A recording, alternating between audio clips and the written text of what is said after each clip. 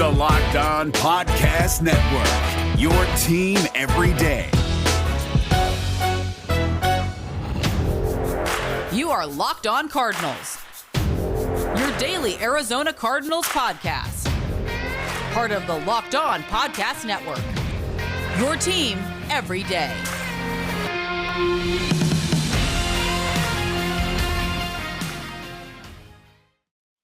Rise up, Red Sea. It's Locked On Cardinals, part of your Locked On Podcast Network, your team every day. Bo Brock, Alex Clancy hanging out with you. I'm going to switch this up a little bit. Yeah, let's do that. Let's get in the right spot. I'm Bo Brock. You can see it if you're watching on YouTube. Thank you for tuning in at Clancy's Corner on Twitter to follow Alex. Just shooting from the hip with hot takes these days about the Arizona Cardinals. I'm just seeing that all over the place. It's like us Cardinals podcasters and writers, something will happen in practice and people will be like, this guy's going to have 1,500 yards. Like you just fire him off into the Twitter sphere. And then next thing you know, it's just a extravaganza. Yeah, I mean, I can't help that everybody loves AJ Green and you're the only one that doesn't. That's not my fault. That's absolutely not my fault. And I know we're going to talk about Rondale Moore. He's going to be like the leader in the clubhouse for the most popular player this year, aside from Kyler Murray. The videos, I mean, just boil them down, put them in a liquid form, and then put them into my veins. I love seeing Rondale Moore just cut people up on the practice field, going for touchdowns. It's every other clip on my timeline. It's just Rondale Moore, Rondale Moore, Rondale Moore. The hype train is very real. We'll get into that conversation. The latest from the Arizona Cardinals training camp here on a Wednesday. Also, this article came out today. The Cardinals finally land inside the top 10 of an offseason rankings list. And thankfully, no division foe in sight. We'll tell you all about that one. Also, according to our friends over at the Fantasy Footballers, it was Julia Papworth. She did some Arizona Cardinals target projections. And Alex he doesn't know these projections. I don't think he knows them, but a preposterous number for DeAndre Hopkins that is attainable. And then one that's kind of the guy we just mentioned, Rondale Moore, that's kind of disappointing. And then we'll tell Alex where his boy, AJ Green, lands. And then we continue guest week. If you haven't tuned in this week, we've been having a tremendous guest list. We had Jody Jackson on Monday. Check that episode out on our YouTube channel or wherever you find podcasts. And then yesterday, Ian Rappaport, the most dialed-in NFL insider who actually does know bleep about the Chandler Jones situation. He told us about it. And if you missed it, check it out, YouTube or wherever you find podcasts at Locked On Cardinals. So let's get into the conversation about the list that we were looking at earlier today, Alex. You sent this one to me. It was via ESPN.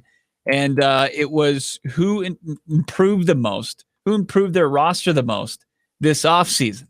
And the Arizona Cardinals, they were in the top 10. They were 9th overall as far as most improved team this offseason, as far as adding talent and talent leaving Arizona. The Arizona Cardinals were 9th. And, it's finally like I'm going to golf clap that one. I'm going to go, okay, thank you. Some well-deserved respect. I do agree with that. I think the Arizona Cardinals, the talent that came in, it's better than the talent that walked out. They bolstered their roster from an 8-8 team. Now, the schedule and how it's gonna, how they're gonna execute. That's another question. But as far as improving the roster, player for player, I think they absolutely did that. Yeah, for sure. I mean, it made me notice one of two things. One, you look up. I think Miami was right above them. It's like, man, Miami had a lot of draft picks. Like the Cardinals didn't have a lot of draft picks compared to teams that are really bolstering their lineup with young talent. The Cardinals got older. They got better, but they got a lot older. I guess you could say that's the one thing that I saw, that still the draft is not a focal point for this team. But number two is that JJ Watt's getting all this run. And that's what makes me question. Like they said, the best offseason acquisition by any team, I think, this offseason was JJ Watt to the Cardinals. And I think that's a load of crap. I mean, I like his name and what JJ Watt is going to do and it has already done for this organization. There's no question that the Cardinals are in a better spot now than they were at the end of the 2020 season, just with 99 being in the locker room. But they're giving way too much credence, way too much credit, in my opinion, for this move being as positive as the best offseason acquisition by anybody? Is that not? I mean, listen, and again, J.J. Watt is one of those guys where when he's on the field, you'd rather have 12 games of J.J. Watt than 17 games of, somebody not as good as him. He's still one of those guys. He's a 94 in Madden, all that stuff. But do you think his name recognition is too much? Do you think they're getting too much credit for this? Let me put it in this perspective. Hassan Reddick had 12 and a half sacks last season. Great career season. He had 5 of those in one game. He had 5 sacks against the New York Giants. And I think that the Arizona Cardinals probably still beat the G-men who pounded on their quarterback yesterday, but in a crazy story. They got into a brawl and they put their franchise quarterback underneath all of it. But J.J. Watt had 5.5. And I think on a snap-by-snap basis, J.J. Watt is making a much more significant impact than Hassan Reddick was. I think Hassan Reddick has found his niche in the NFL, and that's getting to the quarterback. Yeah. But I think that he's a one-trick pony. And I think J.J. Watt has a larger repertoire as far as impacting the game. And you said it. I mean, he impacts more than just the game on the field. He impacts the game.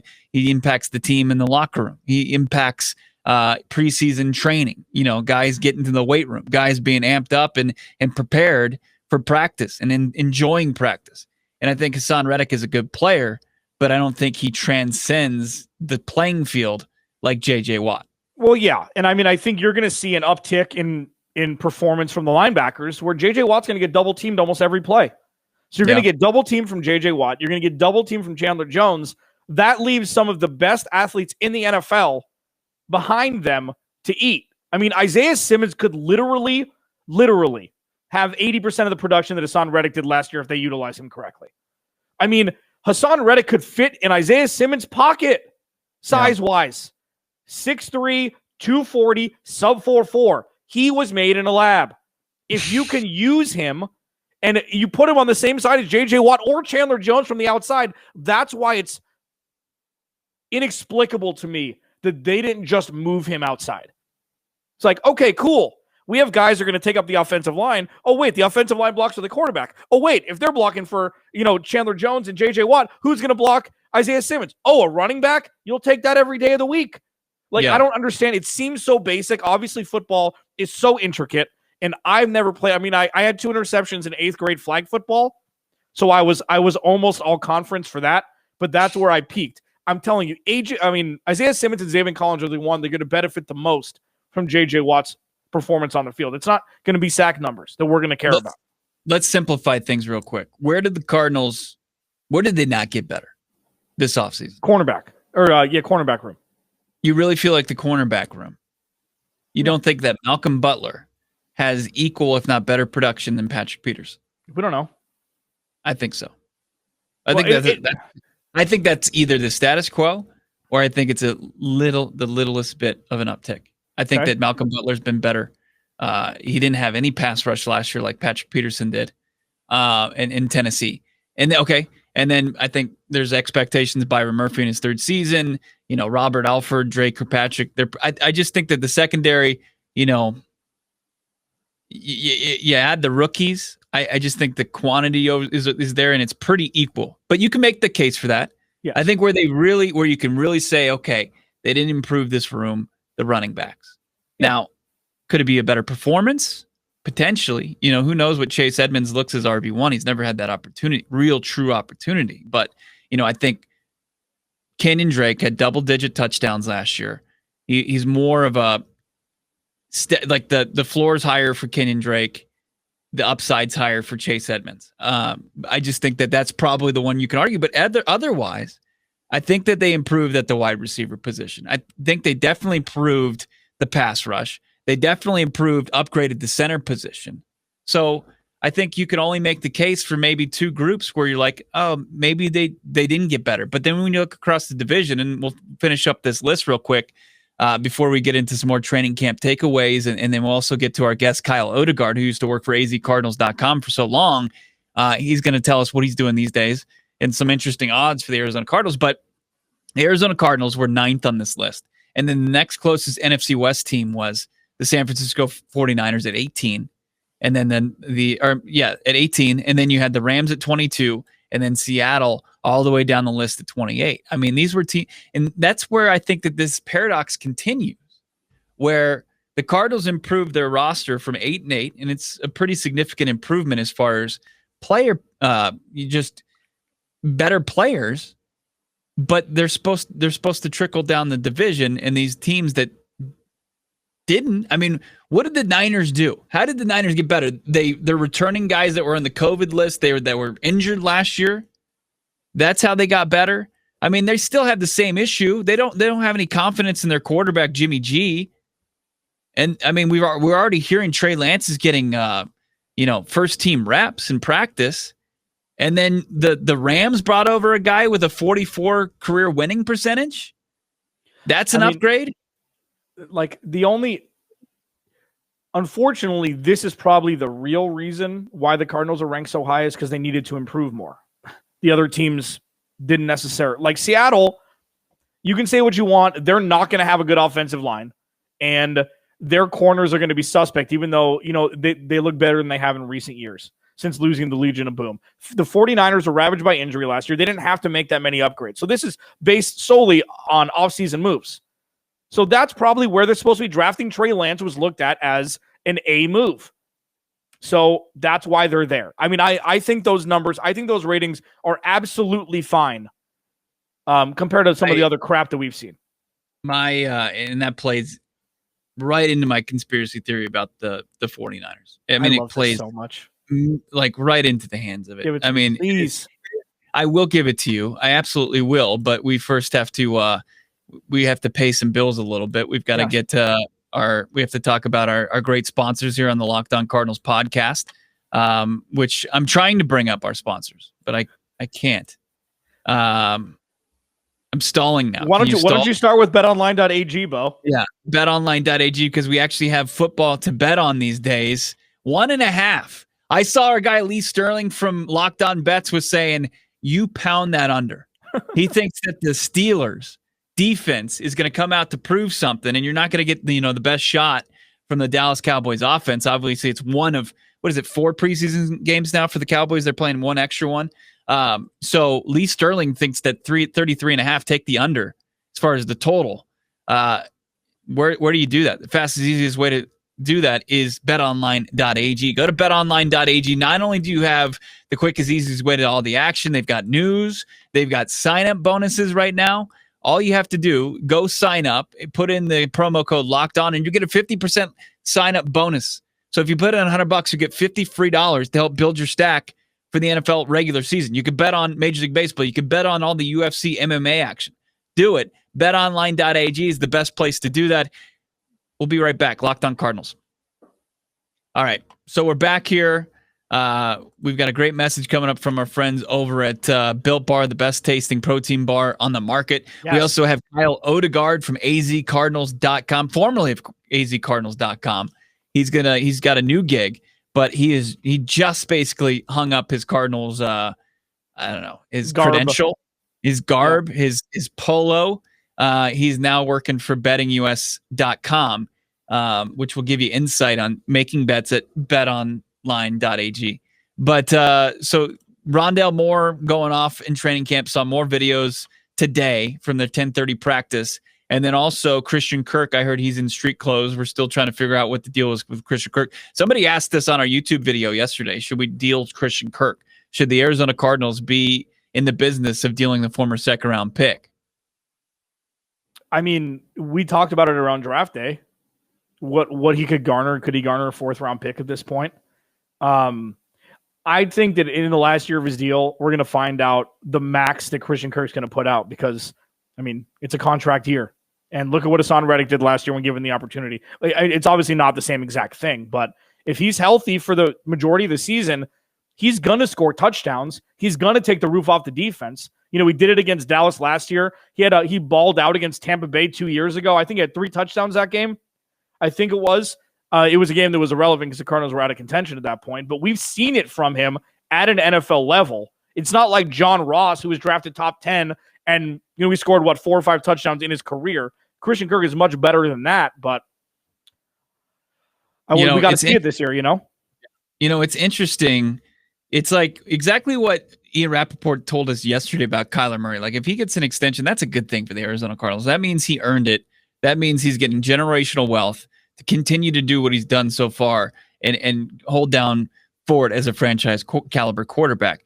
And then you look at, if Chandler Jones gets another big deal, that means he had a great season for the Arizona Cardinals. And if Christian Kirk gets a big deal after this, that means he put it together. I mean, those are all good problems to have for the Arizona Cardinals until they go into next offseason, and then you can figure it out. You've got like A.J. Green on a one-year deal. You've got Christian Kirk going into a contract season. You've got Chandler Jones. And if they all go off, good. If you can renegotiate something, go ahead and do it. If you can get a draft pick compensation, that's not bad either. I mean, I think the Arizona Cardinals are in a good spot right now. We talk about how small this window is. But if these guys who are vying for big deals can cash in, that's great for the Arizona Cardinals. Yeah. I mean, you want to have your own version of what Tampa Bay did last year. Not win a Super Bowl, but run it back. That's the idea. Yeah. If most of the moves work, Malcolm Butler plays fine, you give him another 1-year deal or 2-year deal. The goal is for fully functioning organizations, you keep your veterans who make a lot of money and draft good players, and that's how you win a Super Bowl. That's how it's always happened. You have a good team, and then you draft people who are actually NFL caliber guys, and then you win a Super Bowl. That's how it happens.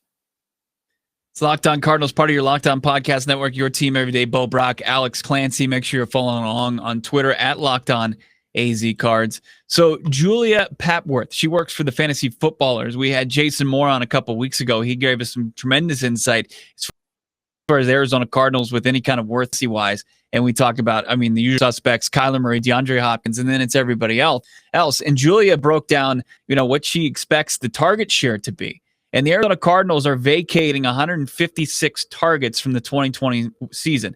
Most notably, Larry Fitzgerald, who had 70 targets. Then you had Dan Arnold, who's now at the Carolina Panthers, and then Kenyon Drake, the running back. And listen to this, Alex. Julia projects, and I don't think this is crazy, a 2021 outlook, a target share with a ceiling of 175 targets for DeAndre Hopkins, who had 160 last year. So, he had, 14, 16 in a couple games? That's not out of this realm. That's actually, I think, legit, and he should come in around that number. If Kyler Murray's throwing the ball 30-plus times a game and DeAndre Hopkins isn't getting 10 of those targets, something's wrong. Yeah. It's as simple as that. Murray, Throw him really quick. This is what bothers me about this. Get picked off before you look somewhere else. This whole lockdown corner thing pisses me off. It's like, you know what? Maybe your receiver's better than that lockdown corner. And in most cases, DeAndre Hopkins is. I don't care if it's Jalen Ramsey. Get picked off first. Yeah. Well, I was defended by 3 people. Remember the trust fall? Remember that was a hot thing to do? That was a trendy thing to do where you just go and you just fall and somebody catch you. That was the ultimate trust fall. He went up over 3 people and he came down with the damn football when it mattered the most. That's it. Yeah. Was it? And I believe more in I, or however what was the quote? It was a better catch by I. Yeah. It was a better catch by I, DeAndre Hopkins. Hopkins, 175 targets. So that's exciting. And I think Alex and I are both in agreement on that. Now let's get into the 2 wide receivers that are trending in Cardinals training camp, A.J. Green and Rondale Moore. And I'm going to tell you that Rondale Moore's targets are going to disappoint you. You'll probably be content with A.J. Green. Can you maybe guess A.J. Green targets? So A.J. Green targets, 85. All right. You're right in the middle. The low end is 70. The high end is 90. Okay. So that's 5 a game. Yeah. And like I said, the Arizona Cardinals they're losing 158 targets. That's 28% of Kyler Murray's 2020 pass attempts. So there's 28% potential targets to go around to other guys. Because Larry Fitzgerald's gone, Dan Arnold's gone, Kenyon Drake's gone. The other guys, A.J. Green, Christian Kirk, Rondale Moore. Do you want to make a guess on that? I'm just going to tell you. 50. Jesus. And I had him at 68 catches would be a good year. Yeah. 50 targets for Rondale Moore. His floor is 25. Look, if that's the case, It's like, what were we doing all summer long? Just salivating over this guy. No, I think that's too low. I think targets, it's just too low. I mean, the way that they're going to be able to move him around, he's not, we've seen some big plays down the field, but he's got the ability, just put him, he's got those little smoke screens, those bubble screens, whatever, and he's going to be able to make plays. I think he gets way over 50 targets. Yeah. I mean, he had that's an Andy Isabella number. Like, bless you, Bo. That's an Andy Isabella number. Like, it's like, and obviously the majority of this is probably with injury concerns that they don't think he's going to play 17 games. You hope. Otherwise, that's 3 targets a game on the high end, 3 targets a game if you play 17 games. If that's the case, targets, Cliff Kingsbury's doing something wrong, which is what we hope we're not going to be discussing at the end of the season. Because Rondo Moore's got a Percy Harvin, Tyreek Hill look to him. Percy Harvin was not really a down the field threat, and Tyreek Hill is really he's morphed into not just a down the field threat, but Rondo Moore looks special as hell, man. They just got to find a way to use him. She had Julia Papworth of the Fantasy Footballers had Chase Edmonds with the ceiling of 75. He had 67 targets last year. I think he easily gets in if he capitalizes on an RB1 status. Yeah, he'll cruise by that. I mean, it just seems he was 10 of 11 catching targets in the red zone. Very great opportunity for Chase Edmonds going into his contract year, his 4th year with the Arizona Cardinals out of Fordham. It's Locked On Cardinals, part of your Locked On Podcast Networks, your team every day. Larry Fitzgerald, the odds he's coming back, and also some other conversations about Steve Keim. Is there a GM problem with the Arizona Cardinals? We're going to talk to somebody who's been covering this team since the Keim era began in 2013. Kyle Odegaard from bettingus.com, formerly of azcardinals.com, joins us next right here, Locked On Cardinals, part of your Locked On Podcast Network. Just incredible track and field performances at the Olympics. And did you know that Built Bar is the official protein bar of the U.S. track and field team, Alex? I did know that, Bo, yes. They don't mess around. They're not just going to put, some junk in their stomach and then go out there and run in the Tokyo heat. No, they got to be ready to go. They've got to be in top shape to be out there on the track. And Built Bar is what's doing it for them. And they're not cutting any corners as far as taste. It's actually the best tasting protein bar on the market. Go out there, try coconut, almond, cherry, raspberry, mint brownie, peanut butter brownie, double chocolate, and salted caramel, my personal favorite. And each bar has 17 to 18 grams of protein, only 130 calories, 4 grams of sugar, 4 grams of net carbs. Go to Built.com. Use the promo code LOCKED15. Save yourself some money, 15% off your next order, just by using the promo code LOCKED15 at Built.com. Guest week continues. The worst named segment we have. It's just lame, but it's almost a joke in itself. But we are bringing some great guests on the Locked On Cardinals podcast this week. Monday was Jody Jackson. Of course, you can check out the Morning Scramble all season long. And of course, there's a stick in the ball. She's covering it in the Valley of the Sun. Yesterday, one of the best NFL insiders, if not the best, Ian Rappaport, Rap Sheet. Check that video out on YouTube. We continue here with Guest Week. We're going to bring on a guy formerly from azcardinals.com. Now he's working for bettingus.com, Kyle Odegaard. Kyle, thanks for joining us, man. Not a problem. When you said worst, I thought you were going to say worst guest of the week, so I appreciate you pivoting there for a second. Not at all. I think, Alex is always going to hold up that end of it for this podcast for sure. But, we wanted to get you on here. While you're still well-versed, you covered the Arizona Cardinals for so long, whether it was like the East Valley Tribune, then you worked for the Arizona Republic at one point, and then, of course, the team. No, never for the Republic? No, just the East Valley Tribune. Yep. East Valley Tribune, and then obviously for the team website for so many years. Great work, azcardinals.com, and now you're working for bettingus.com. I saw this little nugget on your Twitter account at Kyle_Odegaard. Larry Fitzgerald's odds of playing in the NFL this season, no, at plus 135. So the odds that Larry Fitzgerald are coming back, actually, it doesn't favor him coming back.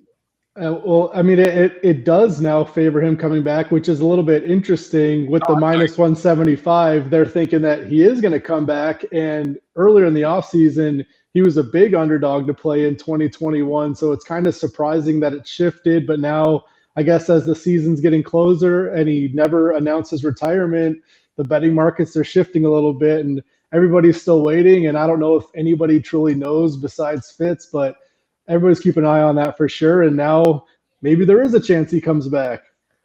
Now, Kyle Odegaard, okay, so let's jump back a couple years because the Cardinals organization is a lot different than what it was. Let's say week 1, State Farm Stadium, 2018. The over-under or the odds for me quitting sports radio after watching that game was minus $1 million. I remember sitting there, Bo Brock and I, shoulder to shoulder, watching the Cardinals on the field on the offense for 5.5 minutes in the first half, and you look at that to where the Cardinals are now, it's a completely different organization.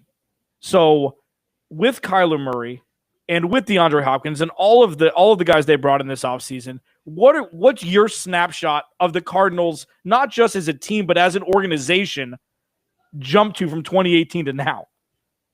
I certainly ran the gamut because I started in 2013 with Bruce Arians when they were just ascending, and those teams were awesome for several years. And then you're right, there was the big lull, the worst part being 2018, of course. And I think they did a nice job of pivoting after that season and, drafting Kyler Murray and trading Josh Rosen and making these bold moves to put them back on the path toward respectability. And I think this is a huge year for Cliff Kingsbury and Steve Keim, where you've had 2 seasons and you've shown improvement. But with Kyler Murray in his 3rd year, I think everybody expects playoffs or something close to the playoffs. And I think they have to continue ascending, because if not, you feel like you have this star quarterback, but we need to get the right infrastructure and the right players around him in order to take that leap and be a true contender in the NFC. I love getting you on right now because obviously you reported on the team, and not a lot of the time can you infuse your opinion in a lot of things. And I don't know if you want to or not, but you've covered the entire Steve Keim general manager era. And recently he's come under fire more so than usual. You had the Patrick Peterson comments about how his free agency went. Jordan Hicks was very candid as far as how he's been handled this offseason. There's been a lot of criticism. Do you understand that criticism at all, or do you think it's just some guys having a tough time with the business side of the game? Yeah, I mean, I think when you're a GM and you're dealing with players that are getting older, I think there's naturally going to be some feelings like that. I mean, we saw Patrick Peterson last year. His play had declined a bit, and you wonder, does it make sense for them to bring him back or not? So I think the Cardinals and Steve Keim decided that, hey, we feel like the money will be spent better elsewhere. And I don't think it was anything personal with Patrick Peterson, but when Patrick was saying, that they may not have been completely forthright with me, I can understand that if he felt like they didn't do him right going into free agency.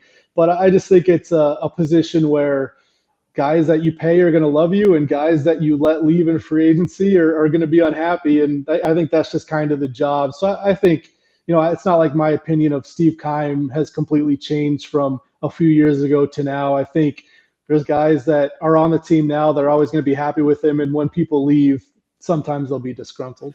Now, Kyle Odegaard, there's been a conversation Bo and I have been having over the course of the last week and a half or so that was kind of putting a button on a conversation we started months ago when Steve Keim proclaimed Zaven Collins a starter week 1 over Jordan Hicks, and Jordan Hicks you can go look for a trade partner somewhere else.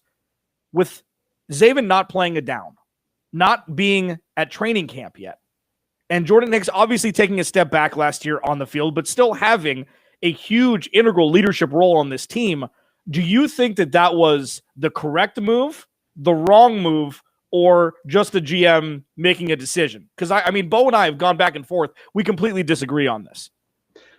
I think it was a bit premature to just say that he's our starter from day one. I think going into camp, and if he showed it, I think I would feel more comfortable giving it to him then.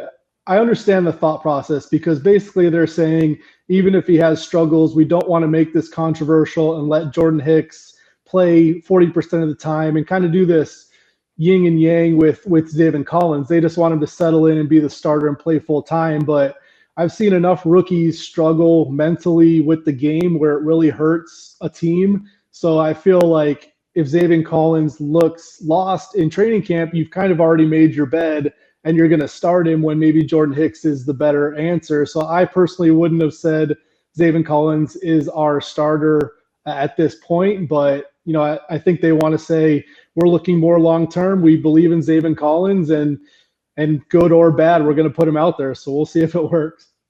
Kyle Odegaard, sports and gambling editor, 7-Star Digital, bettingus.com. And I want to get some, I don't know if you have some crazy Cardinals odds that might be out there for the regular season coming up. But before we get into that, I want to ask you this. You spent so much time with this organization. We went from 2018 to now, 3 wins, 5 wins, 8 wins. Was it tough leaving the organization with the expectations back to where maybe they were in 2016? Man, I've been doing this from a journalistic standpoint for so long that I don't get too up and down with a team's record. I mean, it's always more fun when a team is doing well, but it doesn't really affect the way I do my job or my excitement level. I've enjoyed writing the stories and kind of the personal relationships and that sort of thing. Like if they're playing well, everybody's happier and it's easier to do my job, but you never know in the NFL. I mean, expectations here are high, but if the passing game doesn't click this year, if the defense takes a step back, if there's certain injuries, then this team isn't ascending as quick as people think, and then it doesn't work out. So I just felt like regardless of how the team is doing, I just like this opportunity, and we'll see how they do, and I can see why there's optimism here, but I'm just kind of more of that old school unbiased type where the team win-loss doesn't really matter to me. All right, so let's pivot to your world now. Bo and I have talked. It's kind of been laughable with the NFC West projections from a betting stance. The Cardinals, I believe the book that we use, they're 10-11, so they're less than even money to finish last in the NFC West. Kyler Murray's got some interesting valued MVP odds, I'm sure. Is there one bet that you would make? Over, under, win total, something surrounding the Cardinals that you're like, that's the one that you could get the most value for and also have the best chance of it actually happening? Yeah, the win total is at 8 or 8.5, depending on which book you're looking at, which you think when you look at 8, normally you would just say, okay, the over is the easy choice because they won 8 games last year. There's an extra regular season game this year, so they would have to actually be 8-9 to only finish at 8 wins. But you look at some of the more analytical models, and it does give me pause. Football Outsiders, I think, does a really good job, and they peg them at 7.9 wins. And there's some people that are a little bit worried about the Cardinals because of the way they played down the stretch last season, because the offense never hit that second gear. And I don't know. I think, the Kyler Murray MVP odds are kind of interesting as more of a long shot. I think he's around plus 1,400, which would be a good payout. But then you look and you say, okay, he'd have to beat out Patrick Mahomes and Lamar Jackson and Aaron Rodgers and all these guys.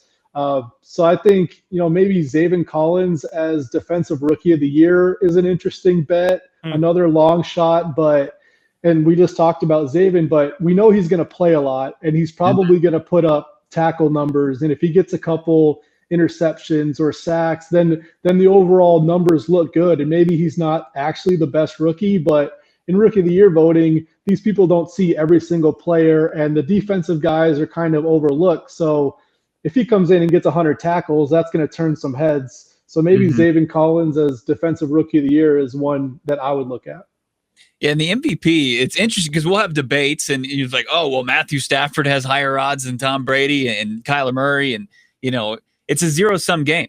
It doesn't matter if you're going to win the award or not. And I think the odds as far as Kyler Murray winning the actual award, sure, he might have, he should have better odds than somebody, but is he going to beat out Patrick Mahomes? Is he going to beat out Tom Brady? Is he going to beat out Aaron Rodgers?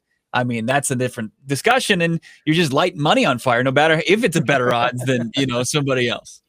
And even Patrick Mahomes hasn't won it the past 2 years. That's how hard it is to win MVP. The one thing I'll say about Kyler, going into year 3, I could see this terrific jump out of him. I don't think it's the worst bet in the world because he's been in the league a couple years. He's gained experience. We'll see if he reaches superstar status ever as a quarterback. But if he does, this could be the season where you've got DeAndre Hopkins still. I still think they need a number 2 wide receiver to step up. But I know there's been good things said about A.J. Green and Rondale Moore early in training camp. But that's 7-on-7. That's without pads. That's early on. I'd pump the brakes on that yet. But if they can find a second wide receiver, Kyler's got the legs. I mean, it could come together if everything's perfect. I don't hate the pick, but you're right. I mean, you still got to beat out Patrick Mahomes. Okay, really quick before we wrap, I have to ask every single person that we bring on. I am the president of the AJ Green train. I'm the conductor. I'm the president. I'm the mayor. I'm the governor. I think the dude still got plenty of juice left. He was in a bad situation, and now he's ready to prove himself because if this isn't going to be his last contract, 1 year, 6, upward of 8, he's got to ball out this year. Do you see AJ Green potentially being that wide receiver 2 that you just mentioned, even though I know the answer is going to be no with how you just said it? I am not joining the AJ Green hype train. I'm sorry. I'm a lot more excited about Rondale Moore and the potential he brings. I think, AJ Green played 16 games last year and had a yards per target of like 5.0, which was one of the worst among pass catchers in the NFL. So I think he'd have to completely revitalize himself and find a fountain of youth. I think he's 33 years old, which is getting pretty old in the NFL. So I'll believe it when I see it. Good luck to the hype train, but I'm staying off it for now. Yeah, I mean, I don't know. I think the Rondale Moore hype train has probably it's left the station. It might be off the rails, but the AJ Green is close behind it. I'm on the Rondale one. There you go. I mean, it's pretty wild. Kyle Odegaard's fantastic coverage. If we haven't said it before, a tip of the cap for all the work that you put in here in the Valley of the Sun, and we appreciate it, every single piece of work that you put forth, and best of luck to the new gig. Where can people find your new work? Yeah, appreciate it, man. So I'll be writing at bettingus.com or compare.bet/news. So we'll be doing a lot of different sports, but I'll be focused on NFL. I'll try to slide some of the Cardinals coverage in there when I can. But yeah, I'm looking forward to it for sure. And I'll still keep an eye on the Cardinals and give my analysis on Twitter every once in a while. Working for the team and covering that long, it's hard to just turn it off completely. So I'll keep a close eye on them. Yeah, no doubt about it. Make sure you're following along at Kyle_Odegaard, and looking forward to all that betting insight. Look for it, bettingus.com. And guest week continues tomorrow, everyone. Johnny Venerable is going to join us Friday. Cam Cox from 12 News. They just announced your entire preseason is going to be watched on 12 News. Can't wait for it. Kyle, thank you so much. Thanks, Kyle. We'll talk to you hopefully down the line. Not a problem, guys. Appreciate it. All right, guys. Have a great rest of your Wednesday. We'll talk to you on Thursday.